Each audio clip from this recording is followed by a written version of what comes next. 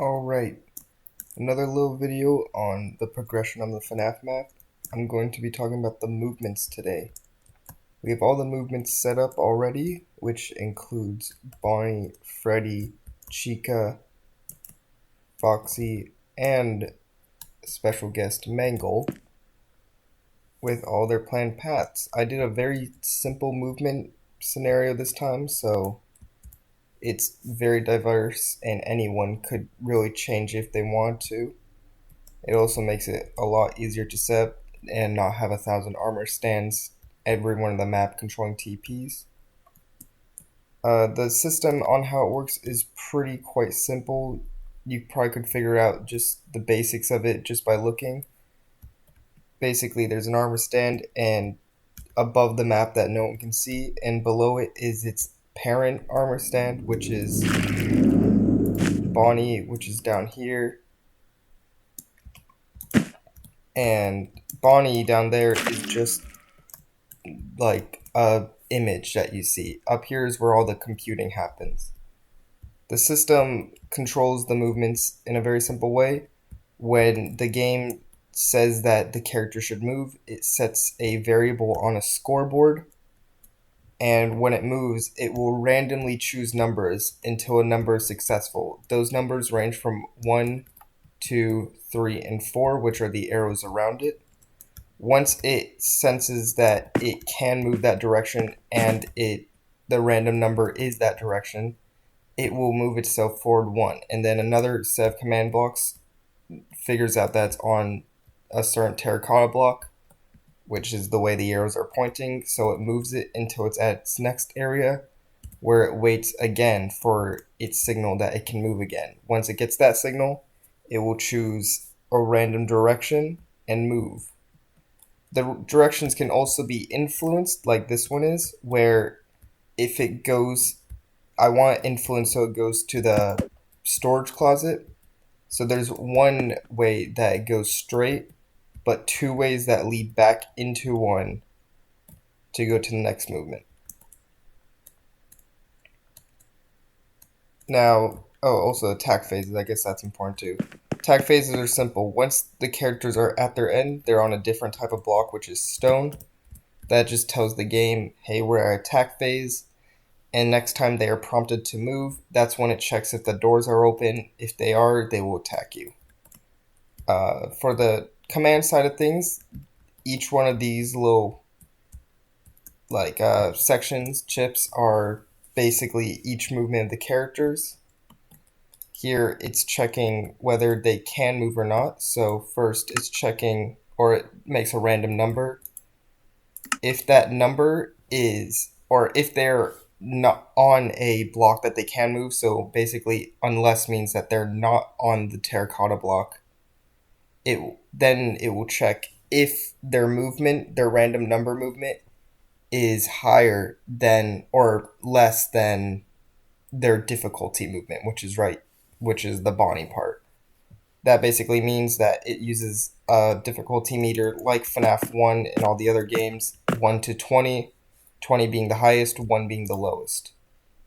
Once that is successful and they can move, it sets Bonnie move to 1.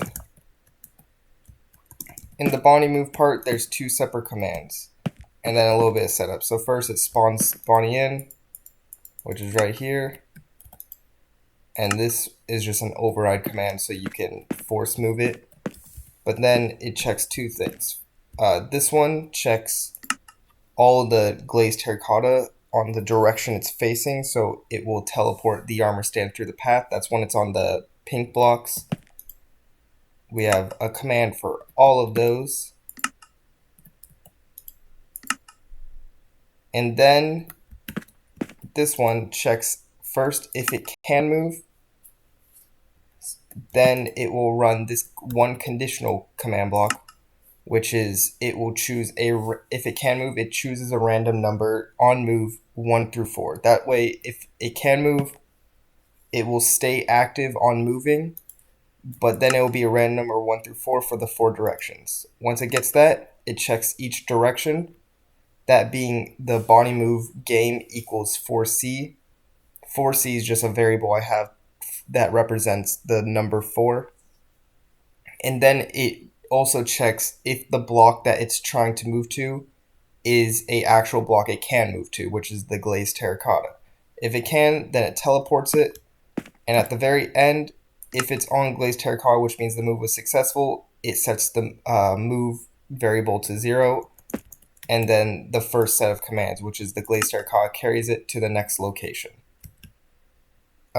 Easier way I can explain that is basically right here. If it says it can move, it chooses random numbers 1 through 4.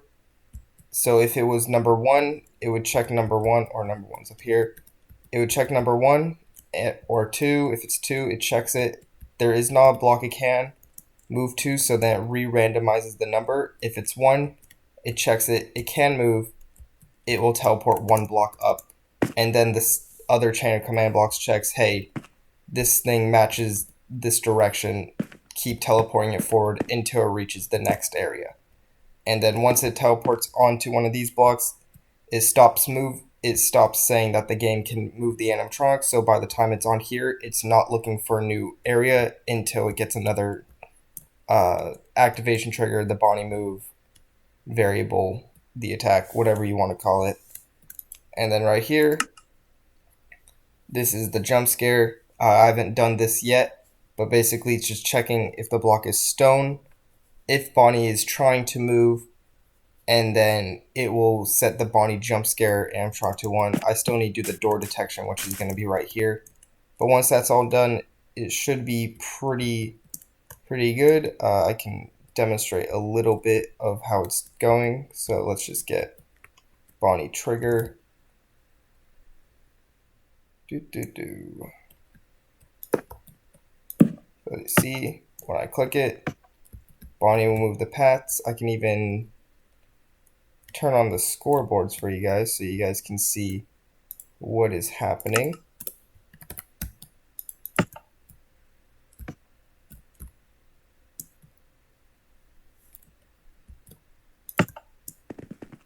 Bonnie decided to go that way. So if you look on the scoreboard, you can see that Bonnie move variable for a very split second before they actually move. But you see, just from one trigger, they'll go through their path choosing random numbers. And they will keep doing it until they're at their attack stage.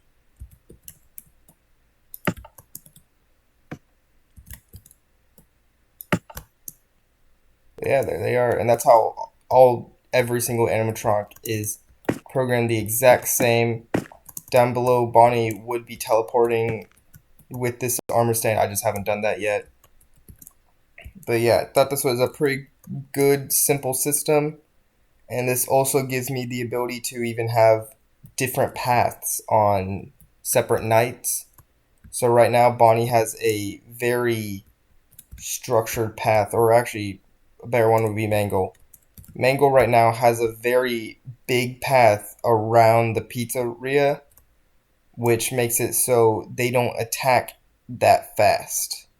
So on later nights, I could make it so like this path right here, or actually they can't even get there right now. I need to fix that. Let's see, right here. Yeah, this path. Instead of going back over here to they're not attacking, they're like roaming, the layer knight could delete this block.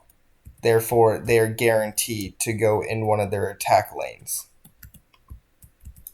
So yeah, so that was pretty cool. I'm not really sure. The game should be out hopefully soon. I'll figure out if I can world download. Only a few things need to be done, which is the doors and the mechanics for like the actual moving, because if you're in the cameras, like Foxy won't move. If you're in the cameras, Freddy won't move if you're in certain cameras. I still need to do all that, but after that's done, this project should be pretty wrapped up.